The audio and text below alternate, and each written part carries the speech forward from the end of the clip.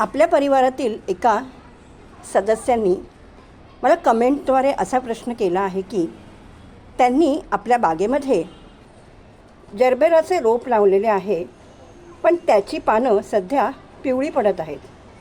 माझ्याकडे हे जरबेराचं रोप आहे, पण त्यावर हळद आहे. पान पिवळं झालेलं नाही आहे कारण मी कटिंग केली होती आणि त्यावेळेला त्या कटिंग केलेल्या भागावर लावलेली ही हळद आहे. रोपाची योग्य ती काळजी घेत असताना ज्या वेळेला रोप अशा प्रकारे पानं पिवळे करतं, जेव्हा आपल्याला रोपावरती अशा प्रकारे पानं पिवळी पडलेले दिसतात, तर त्यावेळेला सहज घरगुती उपाय काय करायचे हेच आपण आज या आपल्या व्हिडिओच्या माध्यमातून जाणून घेऊ. नमस्कार. माय पॅशन वर्ल्ड या आपल्या चॅनेलमध्ये माझ्या सर्व यूट्यूब परिवाराचे सहर्ष स्वागत. रोपाच्या योग्य वाढीसाठी 16 पोषक तत्वांची आवश्यकता असते. प्रथम पोषक तत्व, द्वितीय पोषक तत्व आणि सूक्ष्म पोषक तत्व. या पोषक तत्वांबद्दल या आधीच्या एका व्हिडिओमधून मी माहिती दिलेली आहे, तर डिस्क्रिप्शन बॉक्समध्ये या व्हिडिओची मी लिंक आपणास देते. म्हणजे ज्यांनी हा व्हिडिओ पाहिला नसेल त्यांनी हा व्हिडिओ नक्की बघा, म्हणजे लक्षात येईल की रोपाला कोणकोणत्या 16 पोषक तत्वांची आवश्यकता असते आणि आपल्याला काळजी घेताना ती पोषक तत्व कशा प्रकारे देता येतील. आपल्या रोपाची काळजी घेताना जेव्हा आपल्या बागेतील रोपाला लोहाची कमतरता भासते त्यावेळी रोप अशा प्रकारे पान पिवळं करतं. तुम्ही बघू शकता. आता ही माझी जास्वंदी आहे, ही डॉर्मन्सीमध्ये जाणार आहे म्हणून तिने पानं पिवळे केलेली आहेत. तर मी ती पानं तशीच ठेवली कारण तुम्हाला बघता येईल की पानं पिवळी होतात म्हणजे नेमकं काय. खरं तर नायट्रोजन आणि मॅग्नेशियमची कमतरता जर भासली तरीसुद्धा रोपाची पानं पिवळी होतात. पण नायट्रोजनच्या कमतरतेमुळे सगळ्यात जुनी आणि खालची पानं पिवळी होतात आणि मॅग्नेशियमच्या कमतरतेमुळे रोपाची वरची पानं म्हणजे जी नवीन पालवी येते ना, ती नवीन आलेली पालवी पिवळी पडते. आता जेव्हा लोहाची कमतरता भासते त्यावेळेला या ज्या मधल्या शिरा असतात ना, त्या हिरव्याच असतात. बाकीचं पान पिवळं पडतं पण ह्या शिरा हिरव्या असतात. तर अशा वेळेला लोहाची कमतरता भासली हे आपल्या सहज लक्षात आलं पाहिजे. आता आपल्या बागेतील रोपांची वाढ योग्य पद्धतीने व्हावी, त्यांना आवश्यक ते पोषक तत्व नीट व्यवस्थित मिळावीत म्हणून आपण वेळच्या वेळी त्यांना खतं देतो. जी फुलझाडं असतात त्यांना 95% फॉस्फरसची गरज असते आणि आपण जी खतं देतो त्यातून आपल्या रोपांना फॉस्फरस योग्य प्रमाणामध्ये मिळण्यास मदत होते. पण आपण जर सतत एकाच प्रकारचे खत देत असलो आणि मातीत जर फॉस्फरसचे प्रमाण जास्त झाले तर माती क्षारयुक्त होते आणि क्षारयुक्त माती लोह शोषून घेऊ शकत नाही. लोहाचे प्रमाण जर मातीत कमी झाले तर अशावेळी आपल्या बागेतील रोपाची पचनसंस्था बिघडते. रोप मातीतून त्याला आवश्यक असणारी पोषक तत्व शोषून घेऊ शकत नाही. लोहामुळे रोपाची पचनसंस्था नीट व्यवस्थित कार्य करते. मातीत असणारे पोषक तत्व रोप व्यवस्थितपणे शोषून घेऊ शकते. पण जर पचनक्रियाच बिघडली तर आपले रोप कसे काम करेल ना, ते सुदृढ कसे राहील. आता तुम्हाला माहिती आहे आपल्यालासुद्धा कधी लूज मोशन्स वगैरे लागले म्हणजे आपले डायजेशन जर बिघडलं तर आपल्याला किती त्रास होतो. तसंच आपल्या रोपाचं असतं. त्याची जर पचनसंस्था बिघडली, त्याची जर पचनक्रिया त्याला व्यवस्थित करता आली नाही तर ते मातीतून लोह शोषून घेऊ शकत नाही आणि लोहाची कमतरता भासल्यामुळे आपलं रोप अशा प्रकारे पानं पिवळी करतं. आणि पानं जर पिवळी पडली तर रोपाला फुलं आणि फळंही येत नाहीत. फुलं आलीच तर ती सुकून जातात. आणि जर फुलंच आली नाहीत तर फळं तरी कशी येणार ना. लोहाची कमतरता भरून काढण्यासाठी आयर्न सल्फेटसारखी खतं ऑनलाईन किंवा खताच्या दुकानांमधनं सहज मिळतात. पण आपण जर आपल्या बागेमध्ये भाजीपाला वगैरे लावला असेल तर रासायनिक खतांचा विपरीत परिणाम आपल्या तब्येतीवर होऊ शकतो. कारण हा जो लावलेला भाजीपाला आहे हा आपण आपल्या जेवणात वापरणार आणि त्या रासायनिक खतामुळे आपल्या तब्येतीवर परिणाम होण्याची दाट शक्यता असते. आणि त्यामुळे रासायनिक खतांचा वापर न केलेलाच बरा. आपल्या स्वतःच्या स्वयंपाकघरातून आपल्या घरातून अशा सहज कितीतरी वस्तू आहेत, कितीतरी पदार्थ आहेत ज्याचा उपयोग आपण बागकामामध्ये करू शकतो. आता हे तुम्ही बघू शकता, घरामध्ये असे गंजलेले खिळे होते ते मी या बाटलीमध्ये भिजत घालते. मी जो उपाय करते तो मी तुम्हाला सांगते. मी ते पाण्यामध्ये घालून ठेवते आणि तुम्ही बघू शकता साध्या पाण्याचा रंग बदललेला आहे. ज्या वेळेला मला लोह देण्याची गरज भासते त्यावेळेला मी हे पाणी गाळून घेते. हे जे द्रावण तयार झालेलं असतं हे गाळून घेते. त्यात साधं पाणी मिसळून, दुपटीने साधं पाणी मिसळून मग मी माझ्या बागेतल्या सगळ्या रोपांना देते. किंवा आणखीन एक गोष्ट करायची आणि ती म्हणजे असे जे गंजलेले खिळे असतात ना, हे गंजलेले खिळे आता माझ्या कुंडीतल्या मातीमध्ये अशा प्रकारचे गंजलेले खिळे मी सतत असे खोवून ठेवते. बघा, असे खोवून ठेवते. यामुळे काय होतं, जेव्हा जेव्हा मी रोपांना पाणी देते तेव्हा तेव्हा लोह सहजपणे रोपांना मिळू शकतं. तुम्ही बघू शकता ही जी हायब्रिड जास्वंदी आहे ना, तर हिला जेव्हा ही कळ्या यायच्या तेव्हा त्या गळून जायच्या. तर त्यासाठी एक उपाय करून बघितला मी. किती सारे सफेद खडू आहेत हे, जे आता मातीमध्ये सतत पाणी देऊन देऊन त्यांचा रंग बदललेला आहे. तर मी हे खडू मातीमध्ये घालून ठेवले आणि तेव्हापासून माझ्या हायब्रिड जास्वंदीची ही समस्या दूर झाली. तुम्ही बघू शकता माझ्या रोपाच्या कुंडींमध्ये मी अशा प्रकारे खडू जे आहेत ते घालूनच ठेवते. सफेद खडूचा वापर करायचा, रंगीत खडूचा वापर करायचा नाही. कारण रासायनिक पदार्थांमुळे रोपांच्या मुळांना त्रास होऊ शकतो. त्यामुळे सफेद खडू जे आहेत हे मातीत अशा प्रकारे घालून ठेवले तर व्यवस्थितपणे कॅल्शियम मिळायलाही मदत होते. आता जेव्हा मी अनंताचं झाड घरामध्ये लावलं आणि त्याचा अभ्यास केला तेव्हा लक्षात आलं की अनंताचं झाड वाढवताना भरपूर काळजी घ्यावी लागते. कारण अनंताचं झाड सहज जगत नाही, त्याला भरपूर लोहाची गरज असते. मग अशा वेळेला मी काय केलं, तर माझ्याकडे एक असा मोठा लोखंडी खिळा होता. तो माझ्या अनंताच्या कुंडीतल्या मातीत दाबून टाकला. त्यामुळे तुम्ही बघू शकता अनंताचं झाड किती छान बहरलं आहे. मग त्याला मी घरगुती खतं वगैरे देते, व्यवस्थित काळजी घेते. छोट्याशा बाल्कनीत लावलेली बाग आहे. बघा तुम्ही, हिरवीगार आहे. जास्त काही वेगवेगळे प्रयोग करत नाही.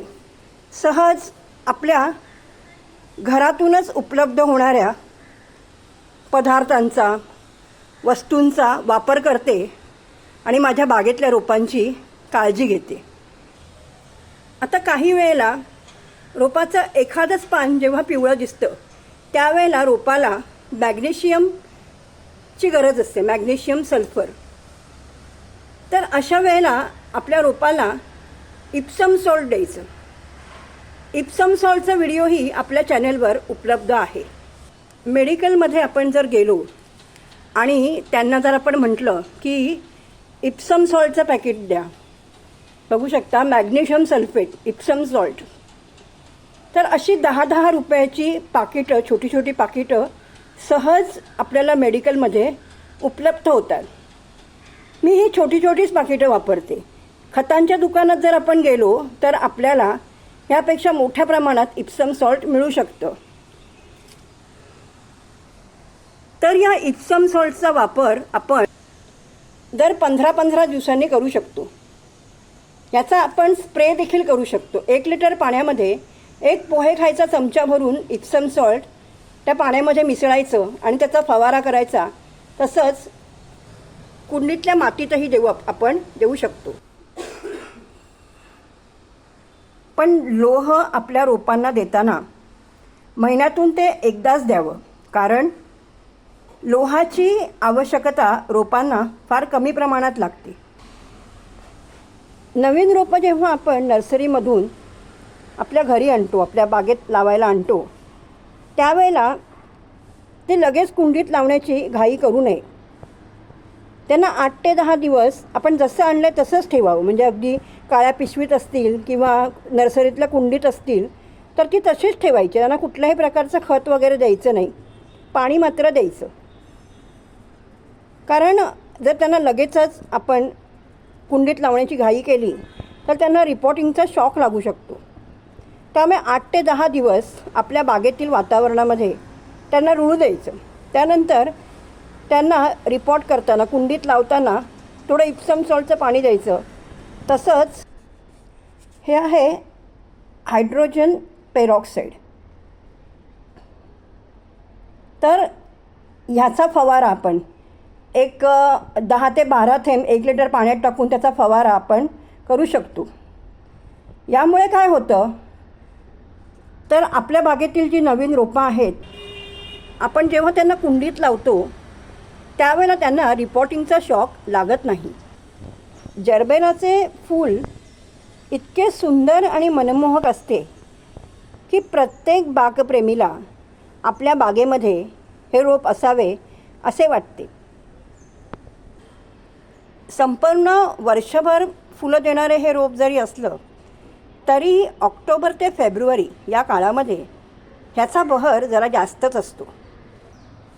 महाराष्ट्रात नगर, सांगली, सोलापूर, कोल्हापूर ह्या जिल्ह्यांमधनं जरबेराची लागवड भरपूर प्रमाणात केली जाते. जरबेराला जास्तीचे ऊन सहन होत नाही, त्यामुळे त्याला सेमीशेड एरियामध्ये ठेवले जाते. एक 4 ते 5 तासाचे ऊन याला भरपूर असते. त्यामुळे जास्त उन्हामध्ये जरबेराचे रोप अजिबात ठेवू नये. 8 ते 10 इंचाची कुंडी ह्या रोपासाठी पुरेशी असते. एवढ्या कुंडीमध्ये जरबेराच्या रोपाची वाढ अतिशय चांगली होते. जरबेराला पाणी देताना पाण्याचे नियोजनही व्यवस्थित ठेवावे. तुम्ही बघू शकता, मी तुम्हाला नेहमीच दाखवत आलेली आहे, मातीत मॉइश्चर मेंटेन राहायला पाहिजे. अगदी माती चिपचिपी नाही झाली पाहिजे, एवढं जास्तीचं पाणी द्यायचं नाही. जरबेरा ते अजिबात सहन करू शकत नाही. त्यामुळे पाण्याचं नियोजन व्यवस्थित करता आलं पाहिजे.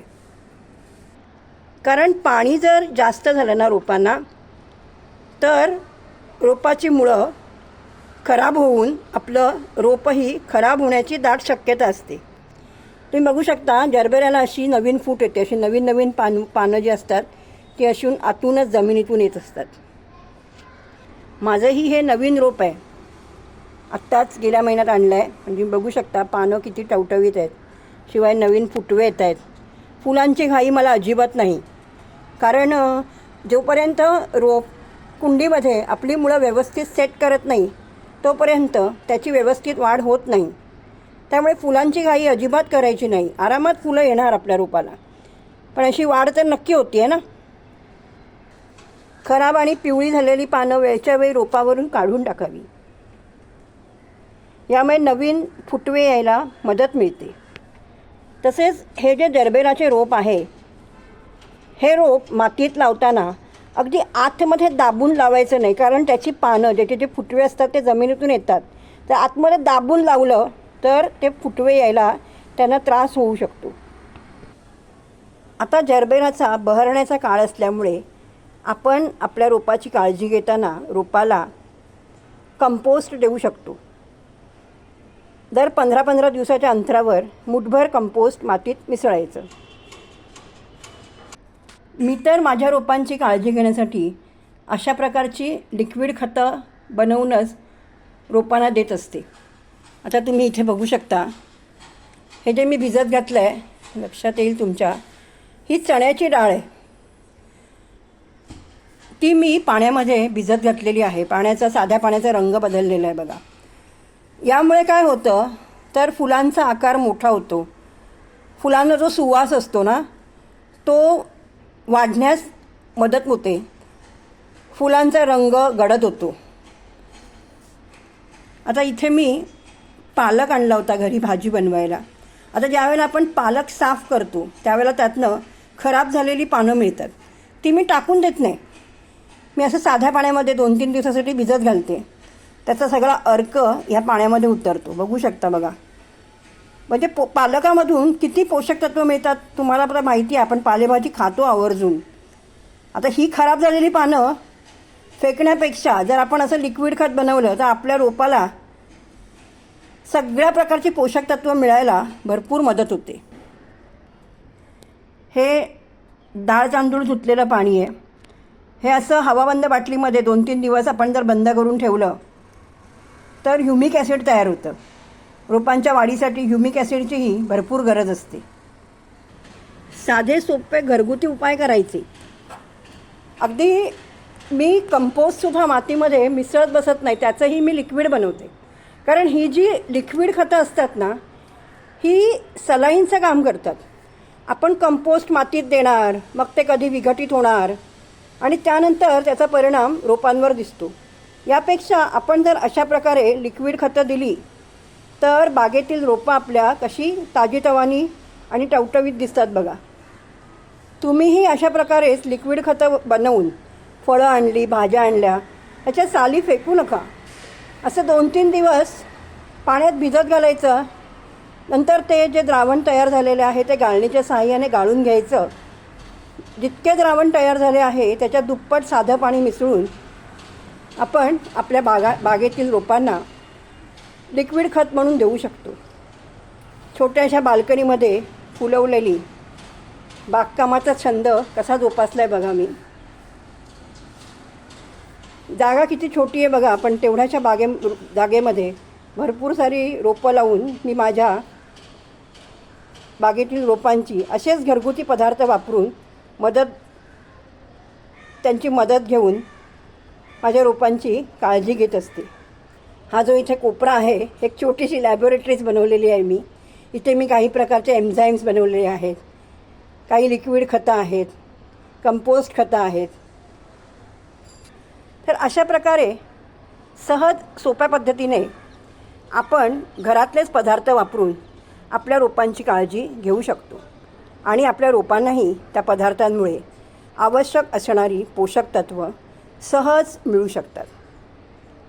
अपेक्षा करते आजचा हा व्हिडिओ तुम्हाला नक्कीच आवडला असेल. कमेंट करून मला प्रोत्साहित करा. लाईक करायला विसरू नका. ज्यांनी अजून सबस्क्राईब केले नसेल त्यांनी शेजारी दिलेले बेल आयकॉनचे बटन आहे ते क्लिक करा. म्हणजे जेव्हा जेव्हा आपल्या चॅनेलवर असे माहितीपूर्ण व्हिडिओ उपलब्ध होतील त्यावेळेला त्याचे नोटिफिकेशन तुम्हाला सहज मिळू शकेल. थँक्यू.